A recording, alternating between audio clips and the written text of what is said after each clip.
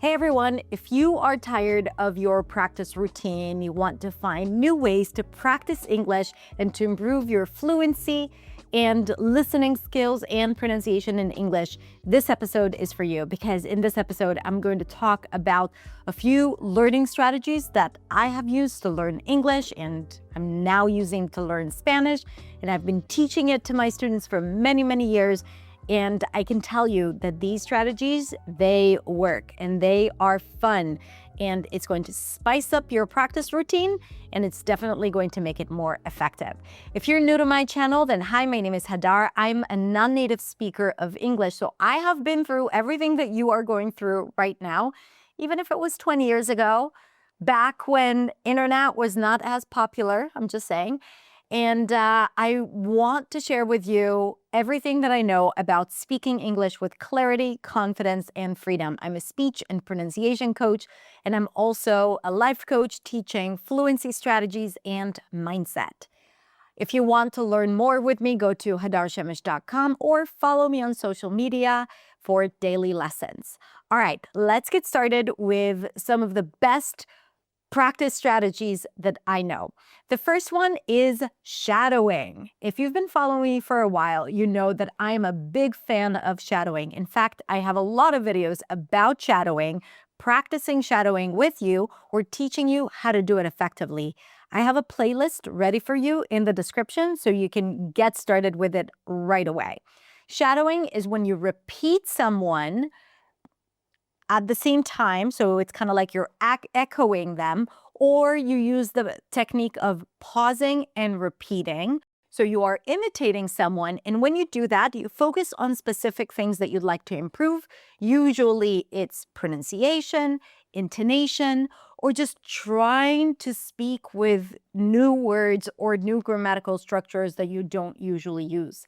It's fun because it engages you with a scene or a talk or an interview or a monologue that usually is exciting and interesting and gets you to use your voice in a different way, but also it allows you to say things in a way that you wouldn't normally say, using a more expressive intonation or using words that you don't usually use or paying attention to the specific sounds. So shadowing is one of my favorite techniques, and if you are not using it regularly for your practice, you should incorporate it starting today.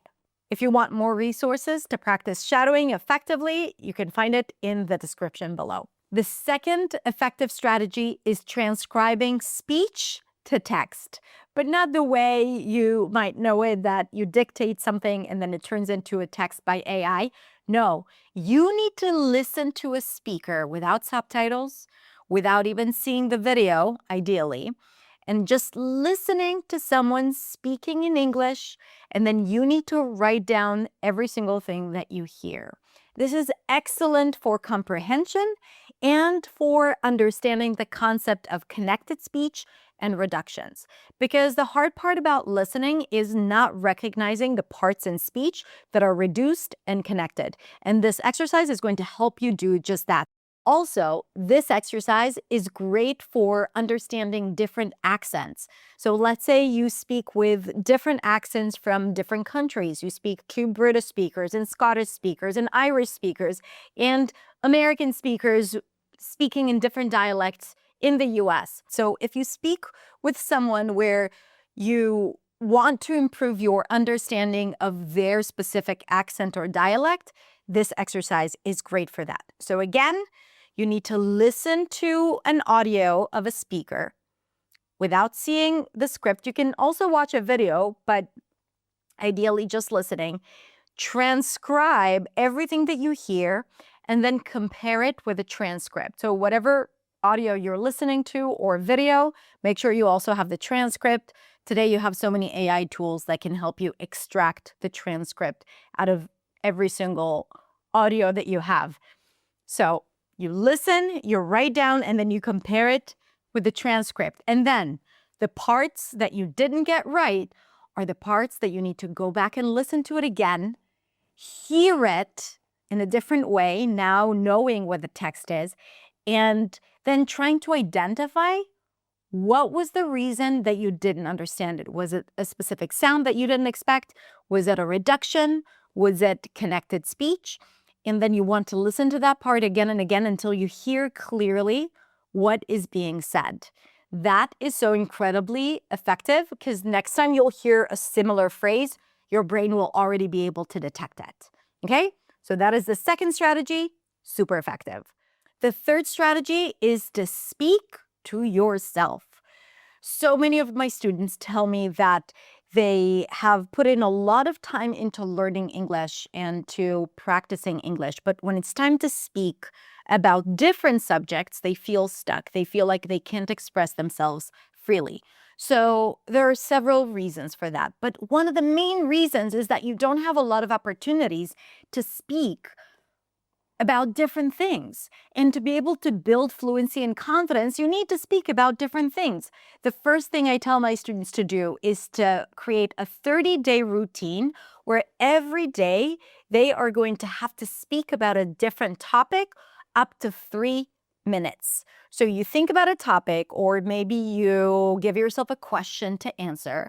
And it could be something related to your day-to-day life, your work, your hobbies, your family, your beliefs, your opinions about things.